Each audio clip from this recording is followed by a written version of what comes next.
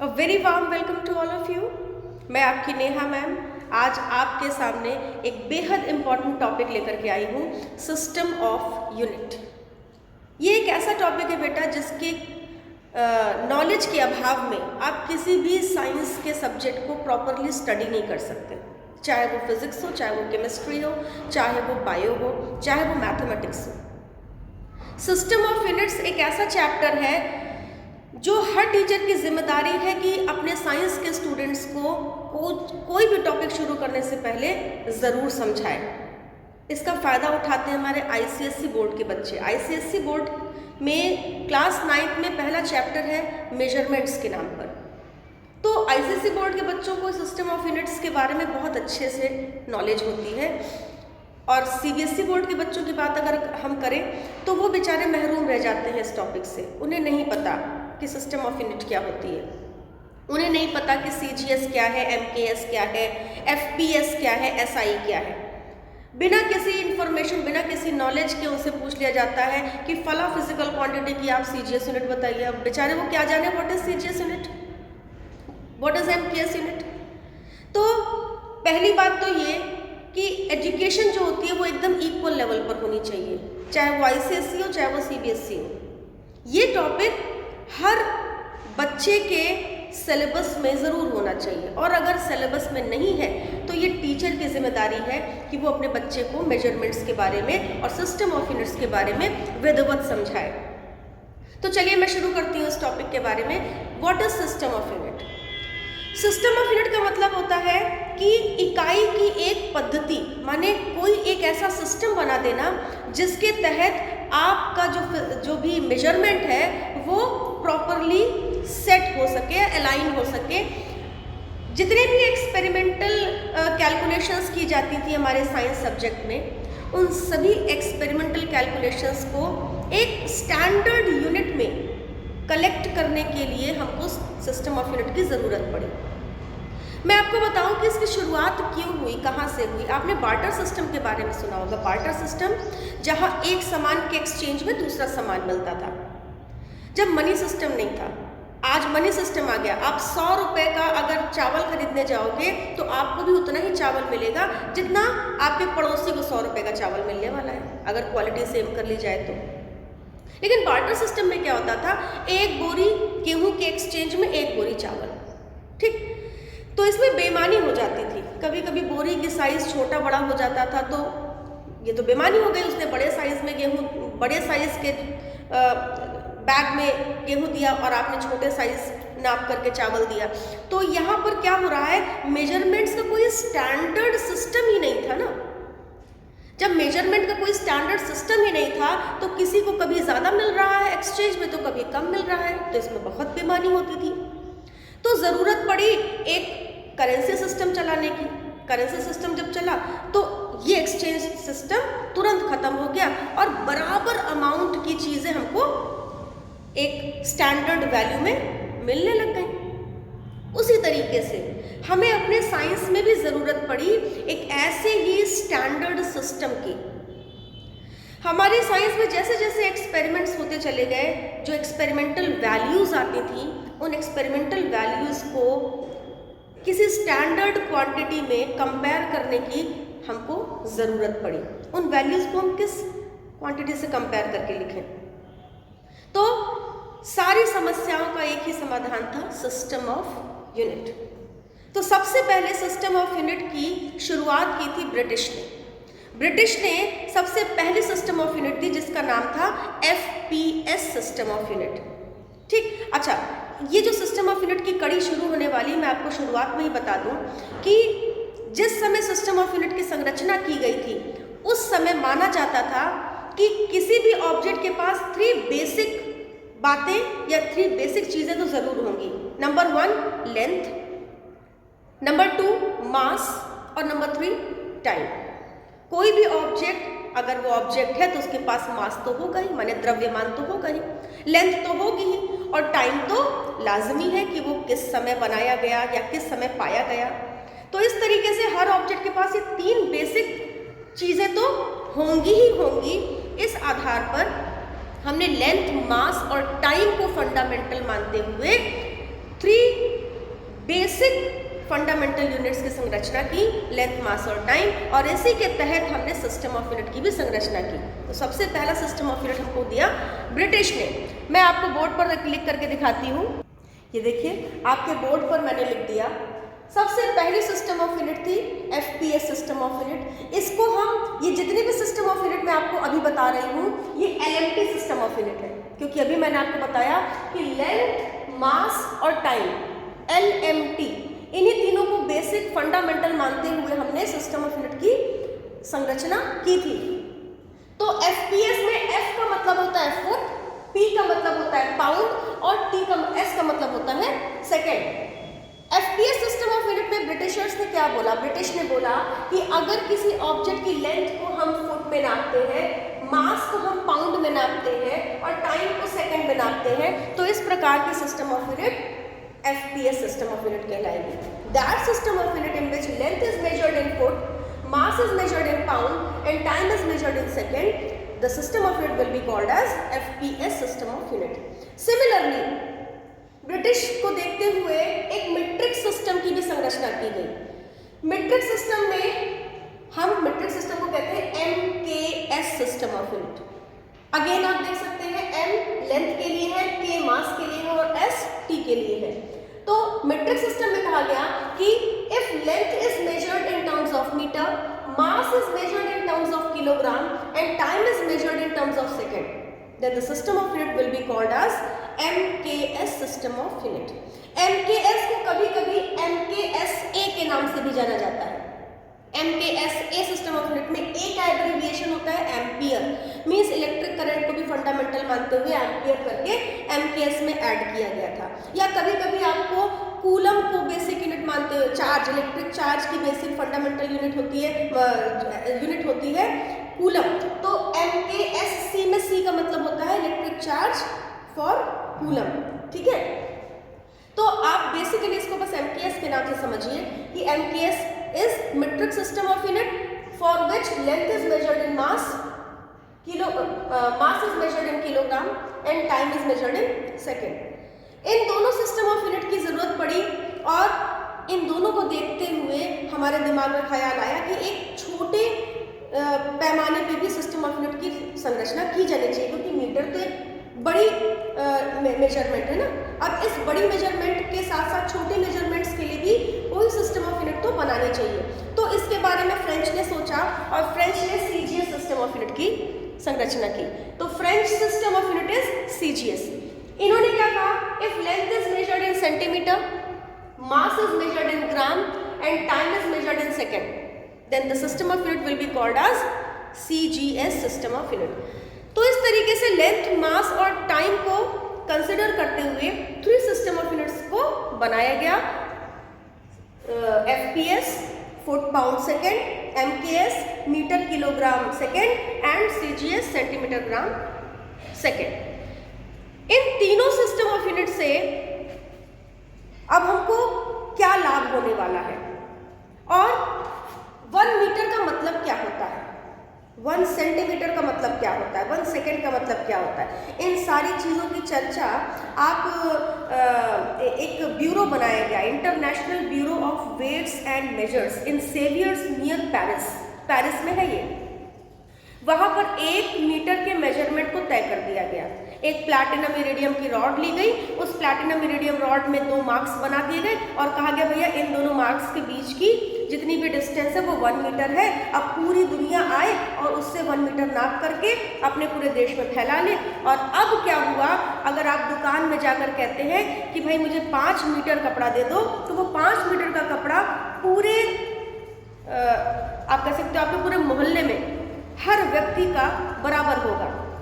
पहले हम कैसे खरीदते थे, 4 हाथ कपड़ा चाहिए, अब 4 हाथ कपड़ा में किसी का हाथ छोटा है, किसी का हाथ बड़ा है। तो एक स्टैंडर्ड सिस्टम ऑफ यूनिट ने क्या किया, हमारी मदद की और सबको बराबर अमाउंट ऑफ क्वांटिटीज बंटना शुरू हो गई। वहीं international bureau of weights and measures में 1 किलोग्राम का भी एक सिलेंडर रखा हुआ है। आपके जितने भी दुकानदार हैं जो किलोग्राम्स के मेजरमेंट्स को रखते हैं, बट्टा आप कहते हैं, 1 किलो का बट्टा, आधा किलो का बट्टा, ये जितने भी मेजरमेंट्स रखते हैं ये वहीं से मेजर होकर के आए हैं। फर्क बस इतना है कि ये लोहे के रखते हैं और वो प्लैटिनम इरिडियम का होता है। अब प्लैटिनम इरिडियम का क्यों होता है, इसका भी कारण होता है। अच्छा, उस कारण को हम बाद में चर्चा करेंगे, पहले हम अपने सिस्टम ऑफ यूनिट को स्टडी कर लेते हैं। तो अब आपको समझ में आ गया होगा कि इस तरीके से 3 सिस्टम ऑफ यूनिट्स को हमने बनाया और इससे हमको बहुत सहूलियत हुई मेजरमेंट्स में। लेकिन जैसे जैसे हमारा साइंस प्रोग्रेस करता चला गया, वैसे वैसे हमको पता चला कि LMT लेंथ मास टाइम के अलावा भी कुछ फंडामेंटल फिजिकल क्वांटिटीज थी जिन्हें हमें सिस्टम ऑफ यूनिट में इंक्लूड करना चाहिए था। जैसे जैसे ल्यूमिनस इंटेंसिटी हो गई, ये भी एक फंडामेंटल फिजिकल क्वांटिटी है। जैसे अमाउंट ऑफ सब्सटेंस हो गया, ये भी एक फंडामेंटल फिजिकल क्वांटिटी है। साथ ही साथ इसी सीरीज में 2 कॉम्प्लीमेंट्री फिजिकल क्वांटिटीज की भी चर्चा हुई, एंगल और सॉलिड एंगल्स। तो अब जैसे जैसे हमको फंडामेंटल फिजिकल क्वांटिटीज की नॉलेज होती चली गई, इंफॉर्मेशन होती चली गई, हमको लगा कि ये सिस्टम ऑफ यूनिट तो इनकम्प्लीट है। तो क्या किया गया, इन तीनों सिस्टम ऑफ यूनिट्स को खारिज कर दिया गया और एक नया सिस्टम ऑफ यूनिट बनाया गया जिसे हम क्या कहते हैं, SI सिस्टम ऑफ यूनिट। अब SI सिस्टम ऑफ यूनिट में हम क्या, इसके बारे में हम क्या जानते हैं।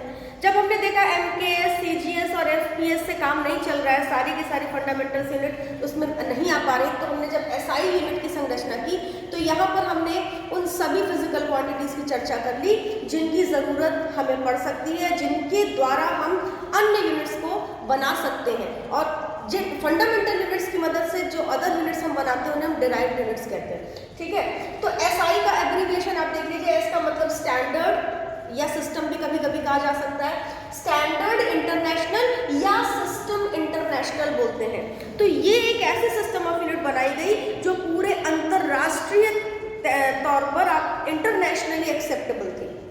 भाई FPS हमारे ब्रिटिशर्स ने बनाई, वो ब्रिटिश के यहाँ चलती है, आज भी चलती है। हमारे फ्रेंच में CGS बना दी गई है, अलग अलग देशों ने अलग अलग सिस्टम ऑफ यूनिट बनाया। तो अब एक अंतर्राष्ट्रीय सिस्टम की ज़रूरत पड़ी और वो अंतर्राष्ट्रीय सिस्टम ऑफ यूनिट बनी SI सिस्टम ऑफ यूनिट। और इस SI सिस्टम ने तीनों सिस्टम ऑफ यूनिट को रिप्लेस कर दिया। आज की डेट में आपसे एग्जाम में किसी भी फिजिकल क्वांटिटी का ज़्यादातर सवाल SI यूनिट के तौर पर किया जाता है कि what is the SI unit of this thing, what is the SI unit of this physical quantity. तो SI यूनिट में वो 7 फंडामेंटल फिजिकल क्वांटिटीज हमने क्या क्या ली, ये देखिए हम बोर्ड पर लिख रहे हैं। ये देखिए, ये है वो 7 फंडामेंटल फिजिकल क्वांटिटीज और ये है 2 कॉम्प्लीमेंट्री फिजिकल क्वांटिटीज। सबसे पहली फंडामेंटल फिजिकल क्वांटिटी है डिस्टेंस या लेंथ या हाइट या विड्थ। डिस्टेंस की SI यूनिट होती है metre, metre denoted by small m। Mass SI unit होती है kilogram, denoted by kg। Time SI unit होती है second, denoted by small s। Temperature SI unit is kelvin, denoted by K। Electric current SI unit is ampere, denoted by A। Luminous intensity SI unit is candela, denoted by CD। And the amount of substance SI unit is mole, denoted by MOL। 2 complementary physical quantities थी, number 1 angle and number 2 solid angles. Angle की SI unit होती है radian और solid angle की SI unit होती है steradian. ये 2 complementary physical quantities आप तब पढ़ेंगे जब आप थोड़े से लेवल अप हो जाएंगे, थोड़े बड़े हो जाएंगे। अभी हम बेसिक्स की बात कर रहे हैं। क्लास 9th स्टैंडर्ड में आपको मैक्सिमम 7 फंडामेंटल फिजिकल क्वांटिटीज की ही बात की जाएगी। तो ये हो गया basics of SI unit and fundamental physical quantities. अब मैं आपको सिखाने जा रही हूँ कि किसी भी फिजिकल क्वांटिटी की डिराइव कैसे की जाती है यूनिट, MKS में और CGS में। ये भी बहुत पूछा जाता है। अब ये देखिए आप बोर्ड पर, जैसे कि हमको स्पीड की SI यूनिट पता नहीं है, तो स्पीड की SI यूनिट कैसे निकालेंगे। देखिए सबसे पहले ये मैंने स्पीड लिख लिया, यहाँ मैं लिखने जा रही हूँ SI यूनिट और यहाँ लिखने जा रही हूँ इसी की MKS कैसे बनाएंगे और इसी की CGS कैसे बनाएंगे। एक बार अगर आप बेस समझ जाएंगे, कॉन्सेप्ट समझ जाएंगे, तो आप ऐसे इनफाइनाइट फिजिकल क्वांटिटीज को डिराइव कर सकते हैं, कि यूनिट को डिराइव कर सकते हैं। अब जैसे स्पीड हमारा है, स्पीड का फॉर्मूला क्या होता है। सबसे पहले तो हमको ये पता होना चाहिए कि जिस फिजिकल क्वांटिटी की हम यूनिट निकालने जा रहे हैं उसका फॉर्मूला क्या होता है। स्पीड का फॉर्मूला होता है डिस्टेंस अपॉन टाइम। देखो डिस्टेंस स्मॉल s से डिनोट करते हैं और टाइम को स्मॉल t से डिनोट करते हैं। अब डिस्टेंस की SI यूनिट होती है मीटर और टाइम की SI यूनिट होती है सेकंड। तो आपको यहाँ से मिल गया मीटर पर second is the SI unit of speed. अब इसी की MKS आप लिख लीजिए तो MKS भी मीटर पर सेकंड मिलेगी आपको, क्योंकि डिस्टेंस को मीटर में और टाइम को सेकंड में नापते हैं। लेकिन जब हम CGS निकालने लग जाएंगे स्पीड की तो डिस्टेंस को सेंटीमीटर में नापेंगे और टाइम को सेकंड में नापेंगे, तो CGS unit of speed will be centimetre पर सेकंड। अब इसी तरीके से आप एक फॉर्मूला एक्सेलरेशन ले लीजिए। एक्सेलरेशन, तो एक्सेलरेशन में भी हमको फॉर्मूला पता होना चाहिए। एक्सेलरेशन का फॉर्मूला होता है rate of change of velocity. Velocity को हम अभी हमने आपको दिखाया, वेलोसिटी और स्पीड सेम चीज होती है। वेलोसिटी का मतलब speed in a particular direction, SI unit velocity और स्पीड की सेम होती है। तो यहाँ से वेलोसिटी की SI यूनिट हो जाएगी मीटर अपॉन सेकंड और टाइम की SI यूनिट होती है सेकंड। तो मीटर अपॉन सेकंड को जब हम सॉल्व करेंगे तो मिलेगा मीटर अपॉन सेकंड का स्क्वायर। तो माने मीटर पर second square is SI unit of acceleration. Similarly आप MKS में जाएंगे तो MKS में भी स्पीड की या वेलोसिटी की SI जो MKS यूनिट होती है वो मीटर पर सेकंड होती है और टाइम की सेकंड। तो यहाँ से आपको मीटर पर सेकंड मिल जाएगी MKS यूनिट ऑफ एक्सेलरेशन। लेकिन CGS जब आपको निकालना होगा तो CGS में आपको पता है कि वेलोसिटी सेंटीमीटर पर सेकंड में होता है और टाइम सेकंड में, तो ये सेंटीमीटर पर सेकंड स्क्वायर आ जाएगा। इस तरीके से आप किसी भी फिजिकल क्वांटिटी की SI यूनिट निकाल सकते हैं। ये जितनी भी मैं आपको चर्चा कर रही हूँ ये डिराइव्ड है, ये फंडामेंटल नहीं है, ये फंडामेंटल की मदद से डिराइव की जा रही है। जैसे एक और बहुत पूछा जाता है फोर्स, फोर्स की SI यूनिट बताइए। तो फोर्स का फॉर्मूला क्या होता है, मास इनटू एक्सेलरेशन होता है। फोर्स की जो SI यूनिट होती है वो न्यूटन होती है। न्यूटन कौन थे, एक साइंटिस्ट थे जिन्होंने लॉज ऑफ मोशन दिया था। उनके ऑनर में फोर्स की SI यूनिट हम न्यूटन कहते हैं। लेकिन इसी फोर्स की अगर हम MKS यूनिट निकालने लग जाए तो इसको खोल दीजिए। मास का MKS यूनिट क्या होता है, MKS, if mass is measured in kilogram, तो ये किलोग्राम हो गया मास के लिए और एक्सेलरेशन के लिए MKS मीटर पर सेकंड स्क्वायर है। तो आपको मिल गया kg मीटर पर second square is MKS unit of force. अब CGS बता लीजिए इसी तरीके से। CGS में आपको क्या करना है, मास को ग्राम में मेजर करना है और एक्सेलरेशन को देखिए सेंटीमीटर पर सेकंड स्क्वायर मेजर करना है। तो this is the CGS unit of force. वैसे CGS यूनिट ऑफ फोर्स को हम डाइन भी बोलते हैं, ये भी याद रखिएगा कि dyne is the CGS unit of force. ठीक है, इसी सीक्वेंस में कुछ और इंपॉर्टेंट फिजिकल क्वांटिटीज हैं जिनकी यूनिट हम देख लेते हैं, जैसे कि वर्क। अब वर्क की SI, पहले तो हम वर्क का फॉर्मूला देख लें। वर्क का फॉर्मूला होता है force into displacement into cos theta. ठीक है, means component of force F cos theta होता है इनटू डिस्प्लेसमेंट, तो F is cos theta. SI unit की बात करें तो वर्क की SI यूनिट होती है joule, in the honour of a great scientist Joule.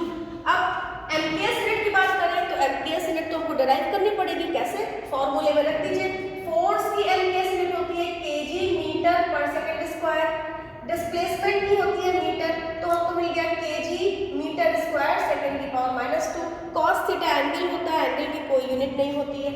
अब CGS निकालना है तो CGS भी आप ऐसे निकाल लेंगे, मिल जाएगा ग्राम सेंटीमीटर स्क्वायर पर सेकंड स्क्वायर। वैसे वर्क की CGS यूनिट हम अर्ग भी बताते हैं। वर्क और एनर्जी इन दोनों की यूनिट सेम होती है, चाहे वो CGS हो, चाहे वो MKS हो, चाहे वो SI हो। ठीक है, इसी सीक्वेंस में आप अपने फॉर्मूले ढूंढते चले जाइए और यूनिट्स को डिराइव करते चले जाइए। कॉन्सेप्ट सीधा सा है जो मैंने आपको दे दिया। Thank you very much.